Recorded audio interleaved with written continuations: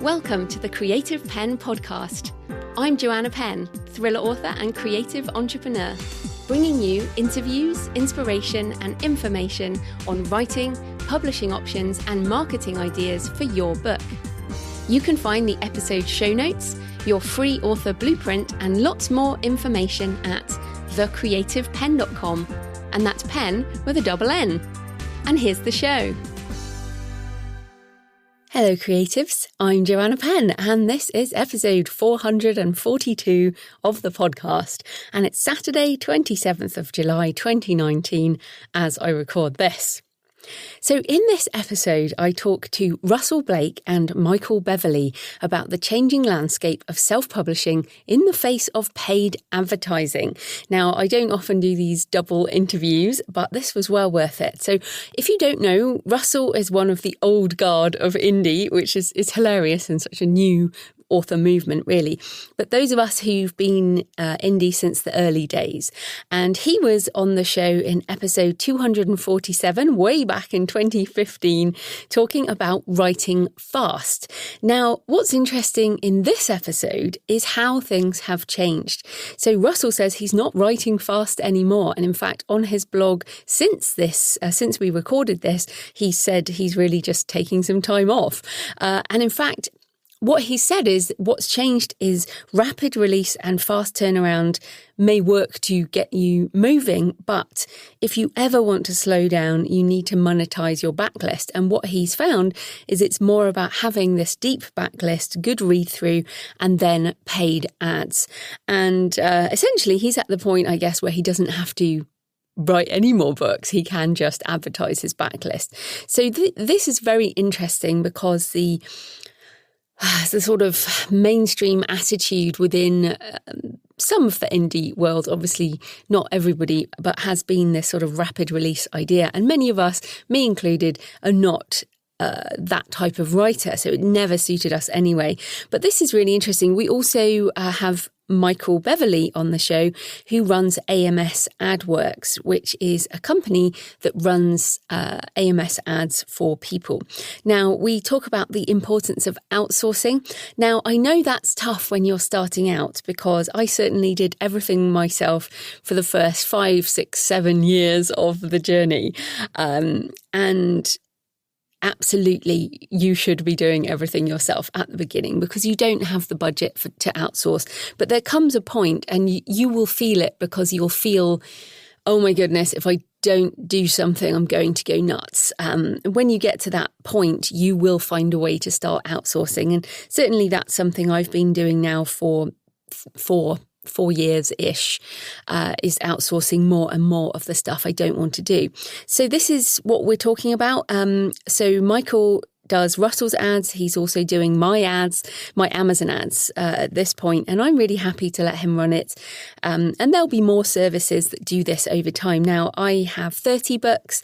I have a 10-book arcane thriller series. So I have that deep series. I have a lot of books. So I realise that not everyone's in the same situation, but I want you to think about the broader aspects of our conversation, not any specific tactics. Because at the end of the day, it's about surfing the changes, not getting drowned by them. And I think Russell's attitude is great because, as I said, he's been around a long time and it's not about doing the same thing over and over again. It's about adapting to a new environment. So that is coming up. Bit of a longer intro, but that is coming up. In publishing and book marketing news, quite a few interesting things happened this week. The first thing is Audible announcing captions, which is, according to them, using machine learning to transcribe audio, allowing listeners to read along with the narrator. And this was reported in a number of places, but I actually took this from The Verge, which is not a publishing blog. And I think that's why I took it as where I'm getting my quotes from, because this has really separated the author and publisher environment. I've seen authors who are not bothered by it at all. I've seen comments from people who I would have thought would have had an issue, didn't have an issue. And then there are people who are basically saying this is fundamentally not right because they don't have the intellectual property rights to use this. So just a couple of things. I use AI transcription for this podcast at trint.com, and it's really fantastic. So I know that this machine learning transcription will work, but the question is, do they have the rights? So Audible says, the captions are small amounts of machine-generated text that are displayed progressively a few lines at a time while audio is playing. Listeners cannot read at their own pace or flip through pages as in a print book or ebook. So they're essentially saying it's not the same feature as a book. They wouldn't say which books would get the feature, only titles that can be transcribed at a sufficiently high confidence rate will be included, which presumably to me means those that are WhisperSync, because WhisperSync only happens if you do have good match between your written words and your audio. It's planning to release the feature in early September to roll out with 2019 school year. Penguin Random House told The Verge that we have reached out to Audible to express our strong copyright concerns with their recently announced captions programs, which is not authorised by our business terms. An unauthorised and brazen infringement of the rights of authors and publishers. So this is really interesting because I don't see this as taking anything away from the ebook version. In fact, when I buy an audiobook, and I want a print version, I'll probably buy a print. So I very rarely now buy an ebook plus an audiobook unless I want to get a deal on the audiobook. So I think as someone who likes a lot of audio now, and sometimes you listen to something and you're like, how do you spell that? In a way, I see the point for having transcribed words on a screen. And I do think that would be useful. So what I would probably prefer to see is a change in license for non-exclusive rights to AI transcribed text or something like that, rather than this feature going away. So I don't think this is the end of it. And in fact, if this is something they open up to indies, I would probably opt in because I see it as a benefit to my audience, and I don't believe it will impact my ebook sales. So because I think they are a completely different mode. Now, I agree that it is an infringement of copyright because it's basically printed text or digital text when they have optioned the rights to the audio. So I see the problem, but I also see where they're going with it. So yeah, I would like to see a change in license, and I would probably sign up for that. Other news, really interesting. Another Amazon story this week is a big Amazon show. Dean Koontz, who I love Dean Koontz, and in fact, I just finished the 5th book in his Jane Hawk thriller series. It's techno-thriller, sci-fi / techno-thriller, and it's brilliant, and horror. I mean, he is a horror, or everything he writes has an edge of horror, but it's brilliant series. And Dean Koontz has signed with Amazon Publishing in a 5-book deal. And this is obviously lots of authors have signed with Amazon Publishing, but he's probably the biggest name to date. And it is a traditional publisher. And this is important because I had a lot of tweets and emails about this saying, oh, Dean Koontz going indie. No, Dean Koontz has signed with Amazon Publishing, which is a traditional publisher with a number of traditional imprints, as in they are licensing the IP. It stays within the Amazon ecosystem. So this makes this an exclusive deal. Obviously, better contract terms. And in fact, Dean Koontz said they presented a marketing and publicity plan smarter and more ambitious than anything I'd ever seen before. I've been creatively rejuvenated. The times are changing, and it's invigorating to be where change is understood and embraced, which is like, ouch, to his previous publishers. This is an article in publishingperspectives.com, which is a great blog for keeping up with interesting stuff in the publishing industry. So I think this is interesting because Amazon publishing print books have generally been excluded from print bookstores in the US and the UK because of obvious reasons.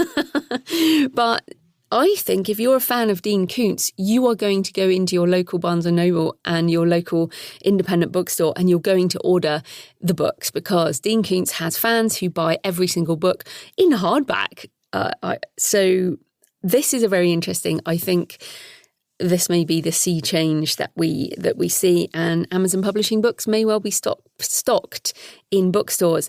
I do think that I haven't gone into this in too much detail, but there are sort of storm clouds ahead because of the various rulings that are being investigated around Amazon. And, will they divest Amazon publishing at some point? Who knows? But the changes continue to roll on. And my third article this week is on idealog.com, which is Mike Shatskin's blog. Now, Mike is a long-time publisher and commentator, and he comes from a publishing family. So he's long history in publishing, and he posts really interesting articles. And this week he posted one titled "A Lot Has Changed in Book Publishing in the Last 10 Years." And he says, growth of Amazon from less than a fifth of sales from most publishers to over half. So what he's basically saying is in the US, Amazon accounts for over half of book sales for publishers. And also he notes that through Ingram, a full print-on-demand and distribution infrastructure is available to anybody. And yes, that includes me and many indies who are using Ingram Spark to reach readers around the world. And as I've mentioned before, by using Ingram Spark, my book sales have doubled and then doubled again in the last few years. So I love using Ingram Spark. Mike also notes that, quote, a vast number of crowd-curated, self-published titles are available at prices no commercial enterprise can consistently match, replacing the idea that, in order for a book to sell, it really needed to be distributed by a legitimate publisher. So I love that, and I felt that Mike has been very open to the rise of self-publishing over the years and has acknowledged its, the quality that we can put out and that we can actually sometimes do better than traditional publishing, and that there is really no need for, quote, a legitimate publisher when you can use things like Ingram Spark. So that's really fascinating. And I actually reached out to Mike after this article and said, I'd love to interview you for the podcast. And he said yes. So he's going to be coming on the show in the next couple of weeks, probably, because he really is so knowledgeable. So that will be a fascinating interview coming up. He also comments on the Amazon Publishing Dean Koontz signing. If this is a sign of things to come, and it's hard to see why it wouldn't be, some profound changes might be just around the corner. So in keeping with, surfing the changes, it's not stopping, people. So we just have to keep on keeping on, keep writing, keep making the most of the opportunities available for us. And as I say, I've said to quite a lot of people this week, actually, multiple streams of income to buffer yourself against the changes in the industry. In my personal update, I am doing all the final publishing tasks for Map of Plagues, my second Map Walker fantasy, which is on pre-order and out this week, 1st of August 2019. And very excited about that. I feel like I go through waves, in keeping with our metaphor, or cycles of fiction and non-fiction. And I feel like I definitely need to write the third in this series, it's called, what is it? Map of the Impossible. Yes, Map of the Impossible. I've got the cover. I know where it's going to start. I still don't really know where it's going to end, but it is a trilogy. I quite like writing a trilogy. I feel like that really works in fantasy.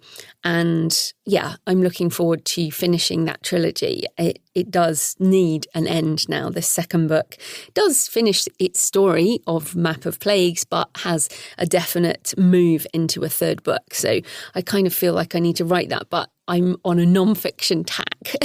right now. So I'm finishing the publishing for Map of Plagues. I am recording my public speaking book and updating that in audio, doing some rewrites. It's not a significant edition change. It will be a new edition, but if you have bought that book before in print or ebook, it won't be significantly different, but it will be a new edition and re-editing for audio at the same time as doing my course on audio. I've also had a lot of meetings this week and have put together a business plan on getting back into German for my non-fiction. I am most likely to be at Frankfurt Book Fair this year. I'm going to have some meetings. I have been before once to Frankfurt Book Fair. It's huge. It's so overwhelming, but I am ready to go back. And what's interesting is they are just having an author area. They're not separating out self-publishing. The German people I've spoken to have said things have really changed since I was there. I think I was there in 2014 or 2015. So this is definitely going to be new. So at the moment, I'm having a busy Q3 and Q4 for me are a lot of learning. I'll be at the podcast movement. I will be in Vegas for the business masterclass with Dean Wesley Smith and Christine Catherine Rush, and I'll be at Frankfurt Book Fair. So crazy times. I also sent an email to my Creative Pen list this week, and if you're not on that, you can sign up at thecreativepen.com/blueprint, and talked about the surprising change in my self-definition after my eye surgery. And again, it gets better every day, but it takes a while to stabilize as your eyes continue to heal. Vision can keep shifting. So I'm finding it. Some days are amazing and some days are difficult. The ambient light makes a big difference, or also how tired I am. I have bought a new massive screen, which is strange because I've been working on a 13-inch laptop for, 8 years now. I've been working on 13-inch and I've moved to a really big screen.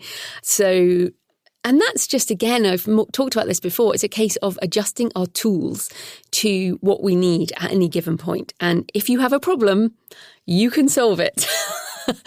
I'm not going to break into a rap right now, but if you're Generation X, you'll know what I'm talking about.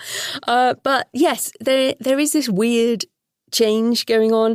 I have a pair of reading glasses. I feel like I'm accepting my recovery period slowly, that there are things you just have to be patient about, and which I am so not patient. But it's definitely made me question, how else have I defined myself that might be not serving me in the right way? And I challenged people on my email list, and I will challenge you as well in this show. What have you decided about yourself that defines you in some way that perhaps you need to look at again? Or how can you see yourself in a different way? And this has definitely made me question what else I have held myself back with.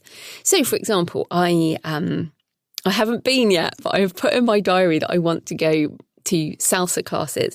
And I did salsa classes years ago, like 20 years ago, and I really enjoyed it. And then I stopped for some reason, and I haven't been since. And I haven't defined myself as someone who can dance. I define myself as someone who enjoys dancing, but certainly not something I've focused on. And I was like, you know what? I think I should try that again because it gives me joy. So I'm going to go and do that. I am just trying to challenge my self-beliefs around things. So I hope that might help you today. What might you need to change about your writing? Thoughts about your writing? Quite a few people have emailed me saying that they've questioned some of their own attitudes. So yeah, hopefully that helps you today. What could you question about the way you see yourself? So thanks for all your emails and tweets and comments this week. Ingmar said, what an interesting interview. Now I want to check out Jason's stuff. Broad topics from flash fiction to pitching to ghostwriting. Nice interview, Joanna. Mr. Brick, you made a new fan. Fantastic. Thanks to Eileen, who shared how flash can be a great warm-up. She recommends oneword.com, which I had a go at and was really fun. Jennifer Carter said, thanks for making me laugh out loud with your zombie apocalypse logic for getting your eyes lasered. 100% agree. It is amazing how many people have said to me, I totally get that.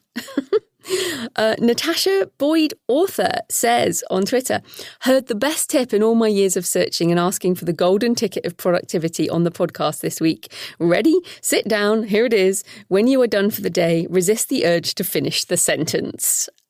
Which is definitely, it's not an original tip, but Natasha clearly needed to hear that. And sometimes we just need to hear the same thing again from a different source. So that definitely works for some people. Doesn't work for me. I really like to finish something. Like I'll finish a scene, for example. I like to work in scenes when I write my fiction or chapters for nonfiction.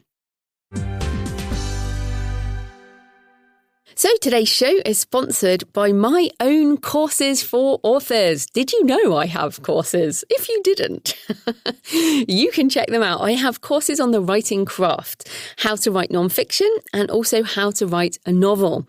And those are all about the writing craft. And then I also have productivity for authors and content marketing for fiction, which is goes into all my failed attempts at content marketing for fiction, and then how I built booksandtravel.page to provide a new content hub to promote my JF Pen brand with evergreen content that will attract my target readers. And brilliantly, booksandtravel.page has far surpassed the traffic to jfpen.com within, when did I launch it? April. So for 4 months, I have surpassed the traffic that took me 4 or 5 years on JF Pen. So I really feel like I made a lot of good decisions around booksandtravel.page, but it has taken me a long time to get there. So I share all of that in content marketing for fiction.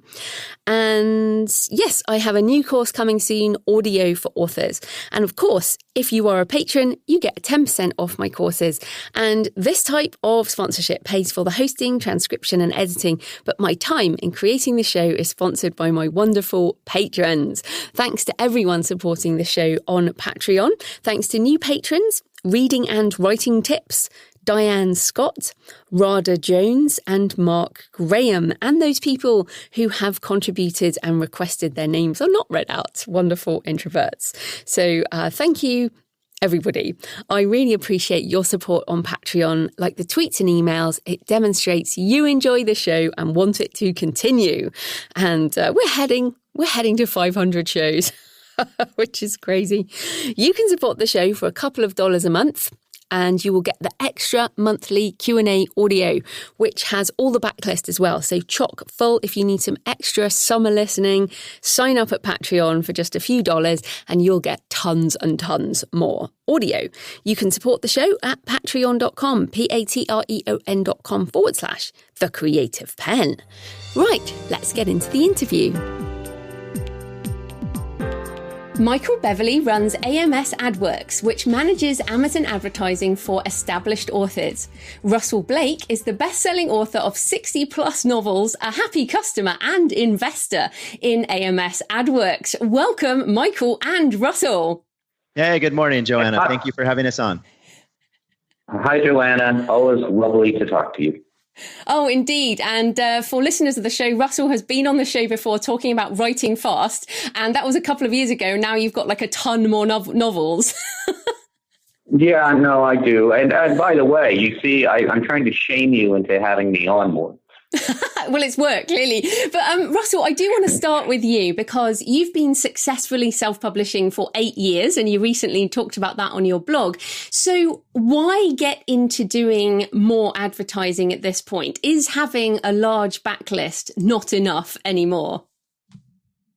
Well, would that it were enough. The problem is that, at least as far as I can tell, and Michael is the expert, I'm not, but the problem I ran into about 2 years ago was that I noticed that my organic visibility was fading, and I couldn't understand exactly why. And then, speaking to a bunch of other authors and doing research, I learned that Amazon was giving preferable visibility via advertising. So really, the landscape had transitioned from one where we got free as authors, we got free visibility via also bots and via recommendations, etc., from Amazon, to one where it became a pay-to-play game. Which, by the way, that's the history of all markets, retail markets, as they mature. So this market's matured, and now if you want visibility, if you want the end cap in the store, as an example, you need to pay for that position.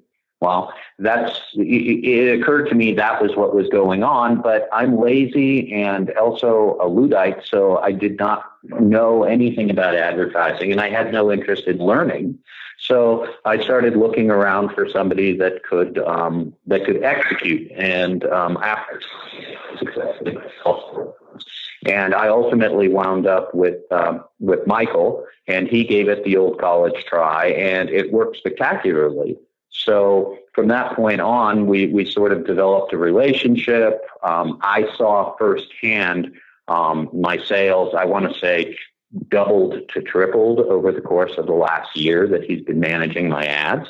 So that was a win. My net has increased. My gross is, through the roof. So I'm back to where I was in 2015, which was a pretty good year.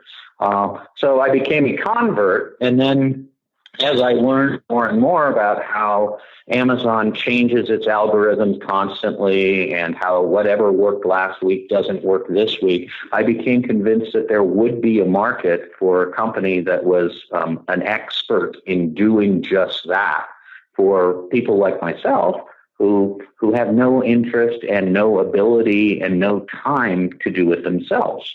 And if you just run a straight line calculation on what my per hour rate would be based on what I make off of novels and my other businesses, I'd be the most expensive ad guy on the planet. So it's just it's not something good for me to do. It's not a wise investment of my time.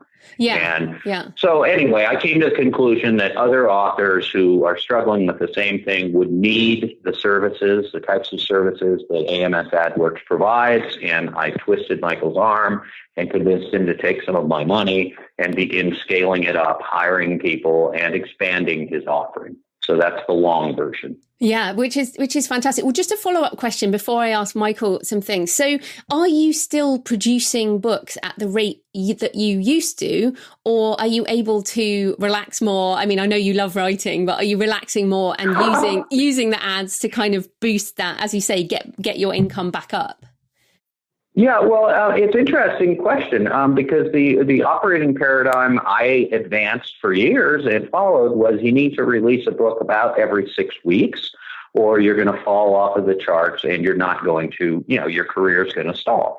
Well, since I began advertising, I haven't put out a book in 4 months, 5 months, and my sales are, up from where they were 4 or 5 months ago.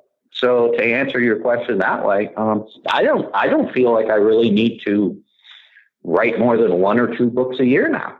Whoa. So in other words, yeah, no, I was averaging 8 books a year for 8 years. So what that means to me is I have a large chunk of my life back, and I can devote more time to quality and to thinking through more engaging and evolved plots, which I think most of my critics will agree, probably a good thing. It's been very freeing. I think it's like, when you get a maid and you discover you don't need to scrub toilets anymore. It's like, a revelation. Right. Okay. Well, Nora Roberts scrubs her own toilet. So some people enjoy scrubbing their own toilets, and I recommend that, super duper. I don't. So for me, this has been a godsend, and that's why I put my money where my mouth was. I was like, if I like this much, I bet you there's other people that do too. Yeah, absolutely. And I am someone who also pays for a cleaner, and his name's Luke, and I love him. So, Michael, we are saying yes. We're not calling you the maid. We are bringing you in as a very valued, a very valued person, as all maids actually are. So let's talk about ads, because it seems to me, I mean, I think hopefully we're all at a point now where we accept that it's necessary. As Russell has said, the organic reach has pretty much gone. But when are Amazon ads most effective? Because it's not just a case of slapping them on, is it? No, not at all. And that's a mistake. A lot of people think that they can do this. The most effective is a deep series with full length and full price books for the genre and enrolled in Kindle Unlimited. That gives the most effective bang for the buck. And it's one of the reasons why, for instance, Jet did so well. The deep series is really required for the read through and to generate the ROI required for how competitive the market is right now. Ads will also be more effective in the sense they'll serve more. You'll get more impressions in the big popular genres. However, there's also more competition and higher prices. At the end of the day, it just comes down to quality writing, which leads a reader through your series, and a quality product, meaning covers, blurbs, the product page. That makes ads effective. The ad itself is only going to be effective as what it's advertising, because the ad itself doesn't sell the product sells the product. Fantastic. So explain, what is a deep series? Well, from the advertising perspective, I generally recommend somebody have more than 5 books. Like if you have 2, 3, a trilogy, or you have multiple standalones, it's very, very difficult to get traction. Now, that doesn't mean you can't advertise some of these things, but the scale that you can do it is much lower. Readers love series. This is true in trad publishing. It's been true for all the way back to Pulp Fiction days. People like series. So you just get higher conversion rates, you get higher click-through, and you get more interest the deeper your series is. It's very similar to when you see something you like come out, say, on Netflix, but you don't watch it until it gets to season 3 or 4, because why? You don't want to get invested emotionally if it's not going to continue. So the deeper series, obviously, if you have 25 or 30 books highly rated with thousands of reviews in a popular, like, a YA romance vampire series, that's going to be easier to monetize than 4 books and you're a new author. This is just a reality that hasn't changed with or without advertising. It's just advertising now means you're spending money, you're investing your hard-earned dollars and trying to recoup a profit. And if your series aren't deep enough and the quality's not there, that money generally ends up being wasted, or your return is going to be very low.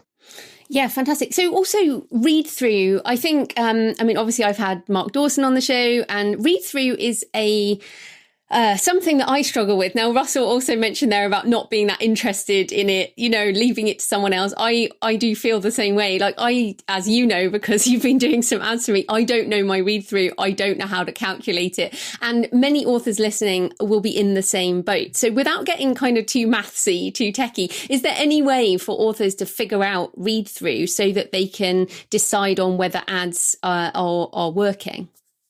Well, the simplest way is just to look at the money for book 1 and then compare it to the money for book 2. And it's just a simple division problem. If you're making $10 a day on book 1 and you're making $8 a day on book 2, that's 80%.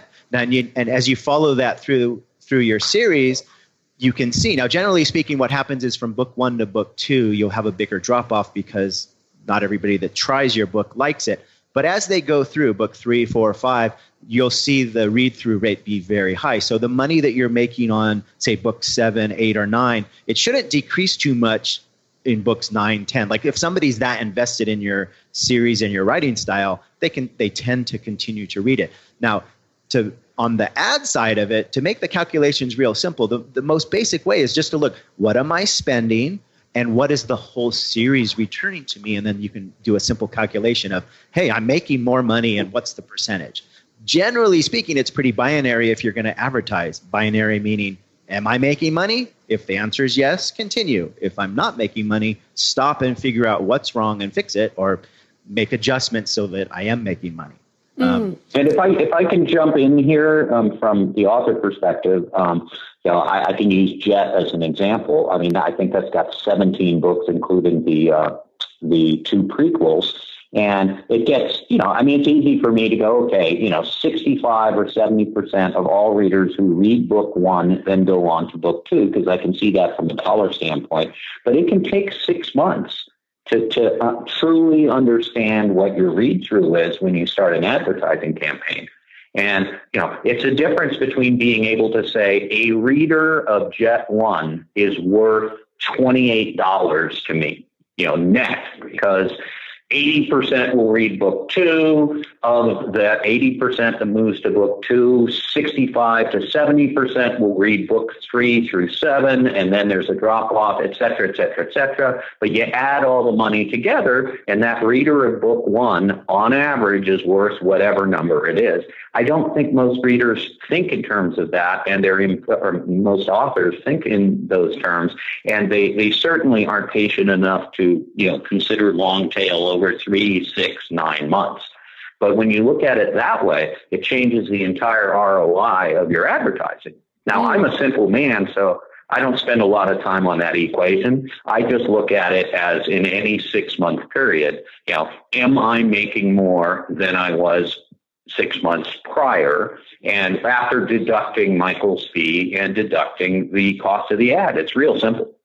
Yeah. And so I don't even get it granular. I don't even go into the long tail and all of the rest of it. I just look at it in terms of, what am I making now versus what was I 6 months ago, net of fees and advertising.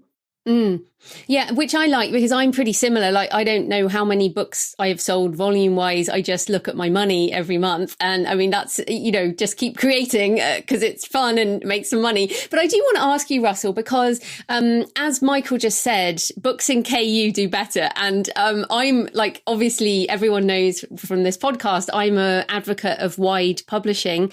So you're obviously in KU for your ebooks. What are your thoughts on KU, and do you do wide for print and or audio? Well, I make 6 figures off of audio, so I love audio. Not all of my books are in KU. I don't know what the number is that are wide, but it's probably maybe 20% of my books are wide. Just to keep a presence there. But, when I look at KU, I'm not a fan. I mean, I look at it like the dollar. It's like terrible, but it's the least terrible of all currencies. So it's kind of like the devil. You don't want to dance with that devil, because really it's somewhat destructive. I've written blogs about how I believe that Kindle Unlimited devalues literature. Not that I produce literature, but it devalues content. Because it trains the reader, it conditions them to believe that content is free, because to them it appears to be free. And over time, I think that's a corrosive effect from an author perspective. Having said that, I can't ignore the economics. So when I look at my overall earnings before I put everything into Kindle Unlimited and after, it's significantly higher. I don't blame Amazon so much for doing what they're doing. I blame their competitors for not being better. I think that's the way I would frame it. I blame Apple, who had, I don't know how many opportunities to bury Amazon. I mean, they've got the scale, they've got the money, they've got the platforms. So they could have really rendered Amazon to be a second-rate player in this, but they didn't. I blame Barnes and Noble. Because, don't blame them. Blame Google. Well, I blame Amazon's competitors for not being better. I guess that's the way I look at it, because I read all the usual author the message boards, et cetera, and I see a lot of authors blaming Amazon. Evil Amazon is doing this and that and the other, and I just look at that because I've got a background in business. That's just business. I mean, anybody that expects their channel or their distributor to be a cuddly teddy bear that's working on their side just doesn't understand the inherently adversarial nature of business. So I don't blame Amazon for basically coming up with a program that devalues content and uses it as a loss leader to drag eyes to their site, so people become conditioned to buying, widgets and toilet paper and headphones through it. And overall, they make more money, especially if authors are willing to throw their content in there and participate. I don't blame them for doing that because it's a brilliant move. And it was inevitable, but so it's just like I don't blame them for removing the organic visibility and replacing it with a pay-for-play system via advertising. It's just smart business. Now, what it does do is it effectively converts our meaning authors. It slashes our margin by at least half or more. And you've probably seen that. I've seen that. If you calculate it on a per unit basis, if you sell 100,000 books before, maybe you saw $300,000. Now, to make $125,000, you have to sell the same number of books. And because you have to spend the rest of it on advertising. So it's been a very effective way of reducing our margin to more like 30% from the purported 70% that nobody ever saw. It was more like 60% with the blended averages and everything from international, et cetera, and download fees. But let's say from 60, it took it to 30 because you have to put the other money into advertising or you're just not going to sell any books. Yeah. As you say, we're in a different time, but also, as you say, this is entirely normal retail practice. So I do want to come back and I do want to come back to Michael. So Michael, just in terms of some interesting things that people might find useful, have you noticed any differences between genres or stores like the US versus UK or storefronts? What are some of the interesting things you've discovered through doing big name authors like Russell Blake? Well, one of the things that's both obvious but also has a lot of subtlety is the difference in the genres. They're vastly different in the quantity demanded by the readership. So your big genres, romance, thrillers, which obviously have many, many subgenres, you just have a bigger audience. So there's more, the ads will move more, you can move more product. Now, the methodology for success stays the same. And so that's probably the one thing that I can tell people with confidence, that whatever genres you're working in, the methodology of the ads and the methodology of creating a good product don't change. So it doesn't matter if you're writing contemporary romance or a children's book or a cozy Oxford tea mystery with a cat as the lead character. The audience will be different, but the methodology goes back to, it reminds me of a Hugh Howey quote in a really well-received blog he wrote about like how to become a writer. And one of the things he said is, look around in the genre and you must be the best, hardest worker in this room. Everyone that's fighting for the readers in that genre, work harder than them. That's like that. This is the number one rule. So with the advertising coming into it, it magnifies this. In the past, you could have a subpar cover and still get traction. You were getting organic visibility, and the supply side was less. Now the supply side, meaning the writers, there are more of them, they're more professional, they're more seasoned, so the competition's more. And when you're advertising, you're not just putting your sweat equity. Before, when you wrote a book, most of your investment was your time. You would pay a little for a cover and maybe editing and a few things. But now there's a big cost in the ads, and that is money you're risking. So if the product quality isn't up to par, it's going to be very, very difficult. And so now if you're already in a genre and you're writing what you love, the thing is to be the best you can be in that. Now, if you're coming at this like you're planning and you're not sure what to write, then this is an entirely different question. Going back to, write to market or what should I pick? That's a whole nother subtopic.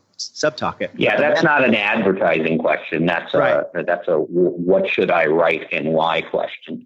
Yeah, exactly. So what I've noticed in the advertising is that in the big giant genres, the number of impressions that you can get is astronomical. In the smaller genres, like if you're trying to advertise into a smaller genre, it's much more difficult to get the same volume. There's just not as many searches on that. So to reiterate, it's all about the quality of the product, the offering, regardless of the genre you're in. This is true whether you're fighting up in the biggest thriller markets against, like the Lee Child, Jack Reacher type series, or you're in contemporary, you're trying to go for the 50 Shades of Grey crowd, or you're in the fantasy Harry Potter group. Though it's always going to be going back to the quality. The algo. This was the fascinating thing about the algorithms. I believe Amazon tracks very carefully how many readers go through it. And this is especially true with KU. How many readers finish your book 1? That matters. How many readers go to and buy book 2? That matters. And the reason it matters in the ads is because Amazon is monetizing the space. If they can sell an ad space to you for $1 a click, or author B for $1 a click, they don't just look at that dollar. It's not like you can bid another penny and beat the other author out. If that other author has 20 books and their read-through is fantastic, they can actually get that click for 80 cents on the dollar. And in order to overcome that, you got to bid really high, which now becomes a losing proposition because you don't have the deep series and the long. That's actually. Sorry. So you're saying, and I think we've seen this. You're saying that Amazon looks at the entire net effect of a series, like my series Jet, as an example that you advertise. That they'll go, okay, X number will go to book 2, X will go to book 3, X will finish the series. Therefore, that impression that turns into a click that then turns into a sale is worth 29 or 35 or whatever dollars to us versus, Joe Schmo, who's got 5-book series, and has not so great read through, maybe worth $7 to them. They're obviously going to favor the $30 profit every single time, which is smart. Yeah, and just to take that further, that's a very, very good point, is that one of the things I've heard from people who don't like paid ads is that they think paid ads mean that crap books will sell more. But what you're basically saying is, yeah, you could throw loads of money at a crap book, but the algorithm will eventually work out that readers are not enjoying that, or not, that they're not going to make money that way. And so they are more likely over time to surface the ones that people are buying. So does that mean that there is, and let's not call it quality, let's just call it readers are enjoying this book. That does mean that, doesn't it, over time? Yes, absolutely. When I say quality, that's exactly what I mean. I'm not making a comment. Popularity. Yes. Yeah, popularity, yeah. In other words, it's meeting the expectation of the readers in that subgenre. And I have seen it even more. This might surprise you, Joanna, but I actually had a client in which I tried to dissuade from starting. I said, look, you need to work on stuff more. And he really, really wanted to try it. And we did. Of course, I'm not going to refuse somebody that really wants to try. We couldn't get Amazon to take his money. Like his ad spend, we were lucky to be able to spend $2 a day. And we were trying very hard. And the reason is because the algos recognize that even if he's bidding $2 a click, the net profit from letting him have that space loses Amazon money. They're going to give that space to somebody that has read through and a higher reader satisfaction. So it's an important thing to keep in mind. You cannot bully a poor product into visibility for very long. Now, people may comment on, hey, that's not my style, or I don't like the writing. But if the readers of that genre are buying that book, it will continue to get visibility, and Amazon will, those ads will get better relevance, and they'll actually serve at cheaper prices. So can you just comment on fiction versus nonfiction? Because when you've been also doing my ads too for nonfiction, but we've had a lot more success in inverted commas with nonfiction because it's so much easier to target nonfiction readers. So any thoughts on fiction, nonfiction?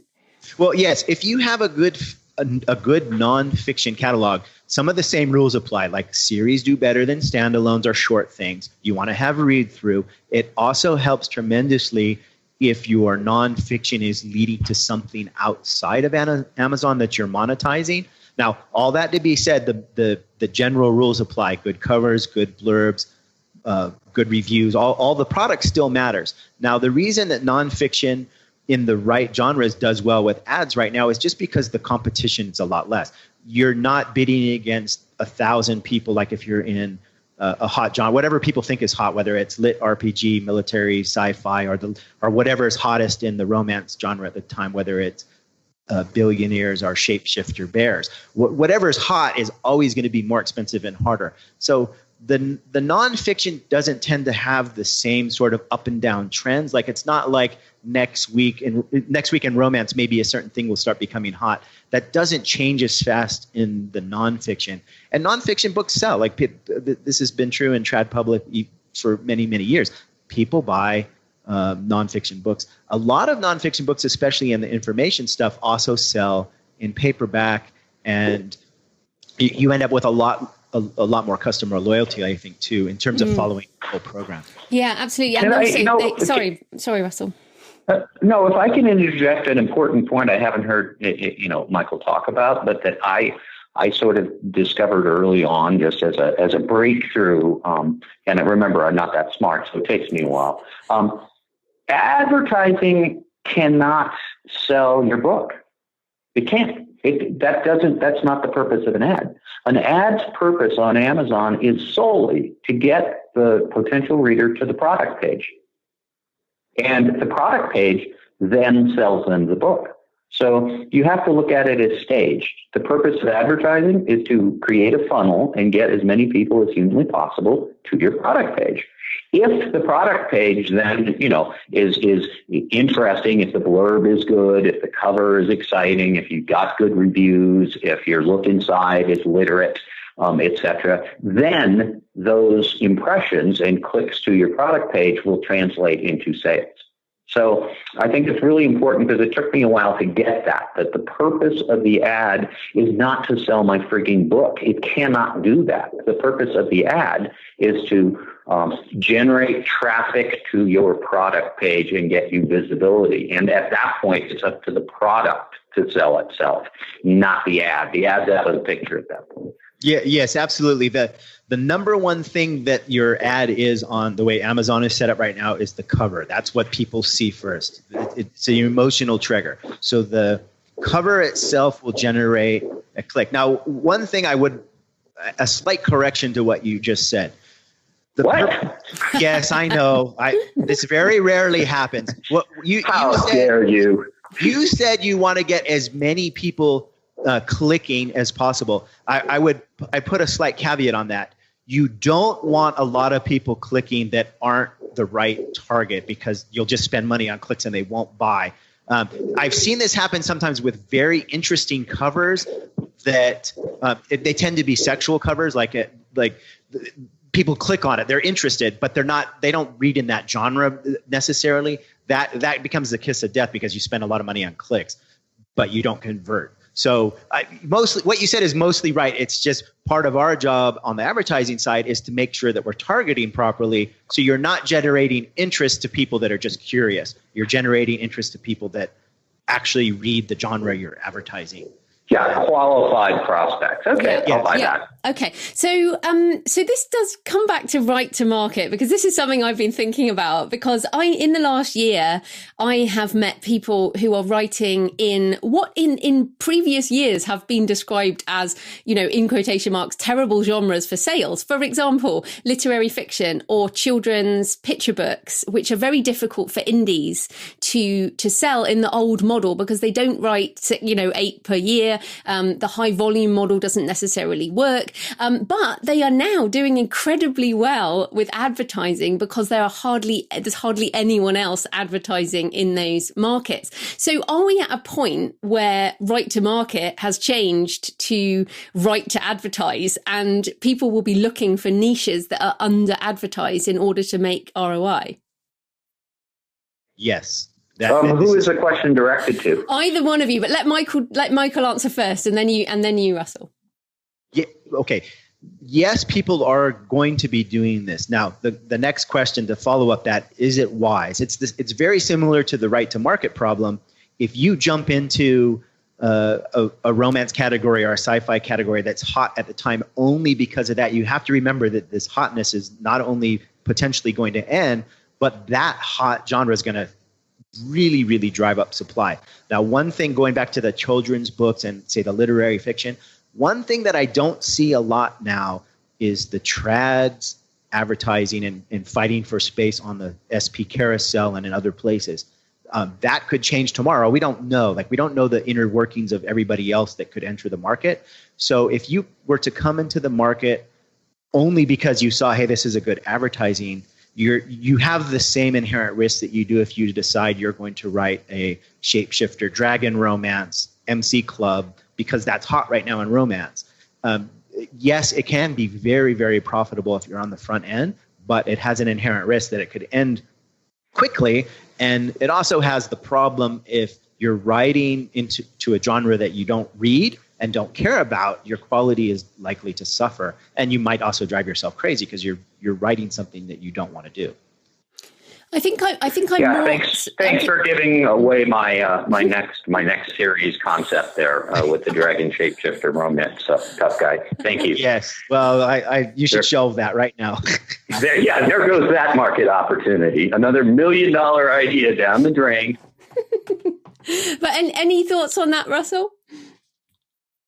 Yeah, I'm probably the worst guy in the world to talk to about right to market because, I just look at it from a very commonsensical way. Most of my readers in the thriller genre, for instance, have probably read 1,000 books by the time they get to mine. So they've got a lot of depth. They've read for decades in that genre. So if somebody comes in and they don't have that 1,000 book, the 10,000 hours, if you will, of expertise for the genre norms and all of that in the genre, they're probably going to fail because they simply don't understand what at a basic level, a seminal level, instinctive level, what works and what doesn't. So I'm not sure that being quote unquote right to market guy is all that smart unless you really, really, really have depth in that market. So that's one thing I would say. On the right to market to advertise, yeah, it makes great sense. I mean, companies do focus groups all the time to see, hey, what do you think of this versus that? The problem being that this is content.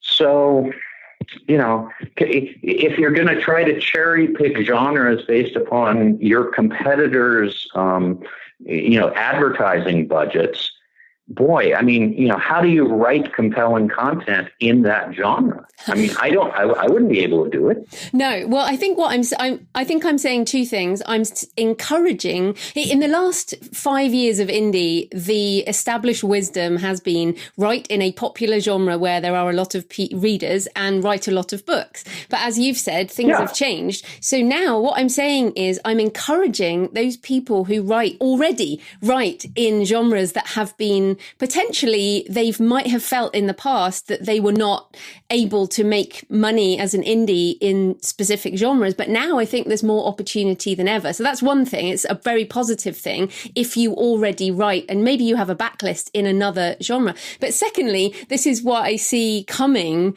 in terms of, we've seen scammers with KU flooding niches with crap books. So it may be that we're going to see the next round of scams or people flooding KU in under advertised markets. Those are kind of two things. That could be.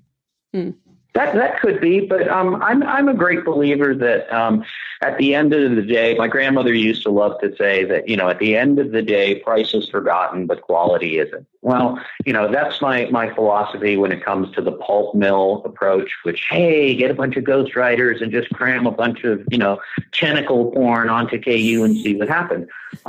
At the end of the day, those are fads, and fad curves tend to drop off like a cliff. So, I'm not sure, I understand what you're saying. And I think, yes, there will be opportunities there to cherry pick genres that are underserved from an advertising standpoint. And if you already have depth in them, to capitalize on your competitors not being particularly smart or fast to move. But I wouldn't recommend that as a career, because what are you going to do, 9 months in when everybody else is doing the same thing and the fad curve collapses? and suddenly your can't fail business model that you're pouring a ton of money into because you're advertising. What happens when that stops? Because they always do. I have yet to see a pulp mill approach actually be sustainable over a period as long as I've been writing. Let me put it that way, in the 8 years. Now, I will qualify that with there are some people who employ ghostwriters who write to specific markets. I can think of one who's dominated the number one and number two position on Amazon for at least 4 or 5 years, who does a reasonable job of delivering on expectations and is a brilliant marketer. So can it be done? Sure. But that's no different than James Patterson, putting out 14 books a year, which are all co-written, quote unquote. And, he's just very good at delivering to the genres that he's in. I'm not sure most people are all that good at that. No, I think there's a reason there's only one James Patterson. Yes, I agree. And I think what we're coming back to is the positive stance, as you said at the beginning, as I have as well, as someone who's been self-publishing for 10 years, is write what you love, put some ads on it because you kind of need to nowadays. Don't try and scam things. I mean, but what's nice, I think, is advertising has changed things a little bit, but it doesn't change the fundamentals, which are write a good book, have a good cover, treat your readers nicely. So these things haven't changed, but we're almost out of time. So I do have one more question. Michael, so what is really interesting to me, I'm pretty obsessed with AI at the moment. And I was reading one of the Amazon marketing pages around the auto targeting. And one of their sales pages basically said, you do not need to speak the language to advertise in these other markets. You can use our auto targeting. Say if I have a book in French, which of course I do have books in French, I could just put the auto targeting ads on those books without having to know French. So I want to know, what do you think about the auto targeting aspect of ads, and will it put you out of a job in the next couple of years? Well, the easy answer to that is no, and here's why. And what's happening right now on the SP manual ads, which they call them manual in only because you're selecting the category. Just say what is SP? You need to be specific. Okay. The sponsored product ads, which are the automatics, you target those towards a subgenre. I think the last count, there was over 8,000 on Amazon that you can, the way that they categorize, the way their algos look. Right now, and this could change tomorrow, but right now, those category ads, we use them for testing and research, but not for profit. The bid prices on those is through the roof, and the AI is gladly taking people's money and just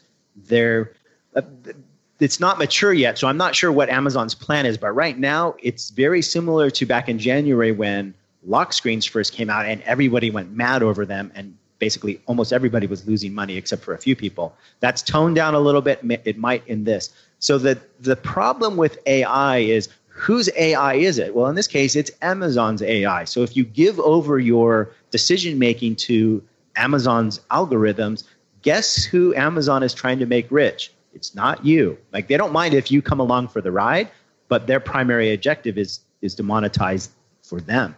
So what we're seeing in the category ads is way, way, way overbids. And you can when I look through some of the sponsored ads, sometimes I'll see really, really misplaced. And I'll wonder, why is somebody on the front, because I know they're paying a really high premium for this ad, it's a completely wrong target.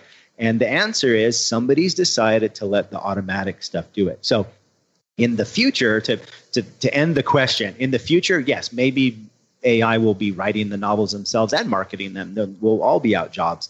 But for the very foreseeable future, it takes a human to adjust the spend, modify the targets so that you're optimizing your profitability. And right now, the automated part is a helpful tool, but if you just rely on it by itself, you'll tend to waste a lot of money. No, I mean, I agree in that we've in the past used the auto targeting to kind of get a whole load of keywords that might have pinged, but then moving that into other things. So it is a really interesting prospect. Now, final question then. Obviously, many people listening are going to be interested, as Russell and I said up front, using an outsourced service like your own. So just give us a sense of what AMS AdWorks does and what type of clients are right for the service. Okay, so what we do is we manage the thing on Amazon that many people don't want to touch and free up the time for the authors to get more product to market, which is paramount to success, quality and quantity. If you don't have good quality and you also don't have a big catalog, the advertising is very, very difficult. So our value proposition is we take the time and we do the time at a rate and a price in which your time, like Russell had explained earlier, is more, you're going to make more money getting more books to market. So that's where you should be spending your time. Now, the ideal client for us is going to have somewhat of an established backlist, and they're going to have somewhat of a predictable income coming in for new releases. Like, it's not perfect, but you know if you release into this series, you're going to make more money because you've done it already. So getting that next book out is way more a more valuable use of your time than spending it on this. Another type of client is just somebody that just hates the data. They hate the monotony of it. They don't want to track anything. And so what we do is we just take that off your hands. Now, as you know, I think I'm pretty good at communicating to people whatever questions they ask of me. So I like to be as transparent, or I have some clients that don't want to talk to me ever. They just want to know what goes in the machine and what comes out. That would be me, by the way. That's me, Joanna. I don't really care about excuses and reasons and rationalizations. I just care about, do this. That's it. That's all I want to do. That's all I care about. Yeah, fantastic. What any other thoughts, Russell, on what I want to make clear is I know a lot of people will be keen, but I want to also put off the people that this doesn't necessarily suit. So any other thoughts? Well, I mean, one of the things that Michael's good at is basically not bullshitting you. He's not going to take on clients he doesn't really think that he can do anything for, because he's got a waiting list. So it's not like, oh, let's get a bunch more clients and just, grind through them and then disappoint everybody. So I think, if you've only got a few books, if the books, aren't professionally written and edited and covered, et cetera, you probably just aren't a good candidate for AMS ads, and you may not be a good candidate to be an author. So I would frame it that way. No, I mean, it's just very simple. So the larger your backlist and the more readable it is, all advertising does is increase your visibility. That's it. So if more visibility on a poorly generated product or poorly crafted product is not going to increase your sales necessarily, because it still sucks. And I think going to your foreign language thing, instinctively, I would go, yeah, there's probably some segment of Germans, for instance, who will buy English language books based upon your advertising in Germany. But to throw any serious money at that, I'd have to really believe that that's a viable market. Because otherwise it's like, what is good? Okay. The product simply doesn't fit the market. So I don't know the answer to that, but that's just instinctively my reaction. It is just on that country. A part of the reason I asked that, 7% of my book sales revenue this year comes from Germany for books in English. So that was very surprising to me. And I don't do any Amazon ads or anything. That's purely through this podcast and my blog. And that's wild. Yeah, exactly. Congratulations. It's crazy. So I think I want to wrap this up. And I also just want to be really clear. I am a happy client of AMS AdWorks. I'm not an affiliate. So I wanted Michael and Russell to come on the show because I think they have interesting stuff to share with you guys, my audience. I'm not receiving any kickback, so this is not just an advertorial. This is meant to be useful. So I hope you found this really useful. But Michael, if people do want to talk to you about whether they're a potential client, how do they get in touch with you? They can jump over to the amsadworks.com and they have an email there. It's the info email, and they can just send me an inquiry, introduce themselves, give me a link to their Author Central, maybe explain a little bit about their catalog, and then I'll be happy to take them to the next step, give them some information about whether I can be helpful or whether I think they need some more work to do. As Russell said, I don't like to work with clients that I know we're going to have no chance to succeed yet. Now, I have had some people come to me when they were at, say, book 4 or 5, and I said to them, look, call me or write me in 4 or 5 months when you're at 7 or 8. And those people did end up becoming clients in that situation. So I'm happy to answer those questions like, hey, you need to get to here. Yeah, no, that's fantastic. And I have found you incredibly good at answering my, let's face it, stupid questions. So you've been just great at helping someone who's not very data minded. So Russell, just tell everyone where they can find you and your books online. I am everywhere. No, you can go to, if you want to read my blog, it's russellblake.com. If you want to find me on Facebook, where I post rants and pretty much anything I'm thinking about, it's russell.blake.books, but you can just search my name, Russell Blake. Trying to think, is there anything else? Some of my books are available wide on all platforms. Many of them are exclusive to Amazon and Kindle Unlimited right now. So you can just go to the Amazon page and check out my author page and see how many I've written. I forgot. I don't even know. I know it's more than 60, but it may be 65. It may be 63. I don't even know how many books I've got out there anymore. So. Fantastic. And I do enjoy your blog, and it's great to have you back on the show. So thank you both for your time. This has been great. Thank you so much, Joanna. Thanks for having me, Joanna and Michael. So I hope you enjoyed the interview with Russell and Michael today, and that it got you thinking about your attitude to change, how self-publishing has changed, how the business changes, and also made you think about ads, of course, but also outsourcing and the fundamentals of what you need to run an author business for the long term. So next week, I'm talking about content marketing strategy with Pamela Wilson, which is actually a great transition because ads are spike traffic. You stop paying, you stop selling. And so they're not evergreen. You have to keep running them in order to keep selling. Now, I'm happy to outsource that because as far as I'm concerned, it really is, you just have to do it.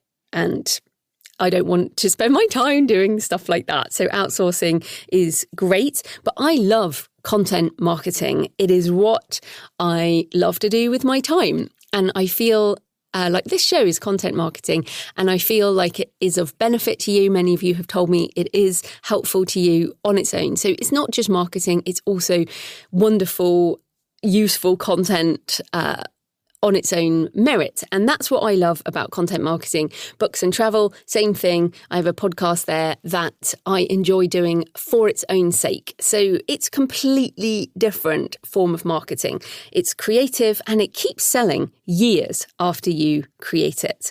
So I know it works because it's how I've built my business. So we will be talking about that next week. Happy writing. I'll see you next time. Thanks for listening today. I hope you found it helpful. You might also like the backlist episodes and show notes available at thecreativepen.com/podcast. You can also get your free author blueprint at thecreativepen.com/blueprint. If you'd like to connect, you can tweet me at The Creative Pen or find me on Facebook at The Creative Pen. See you next time.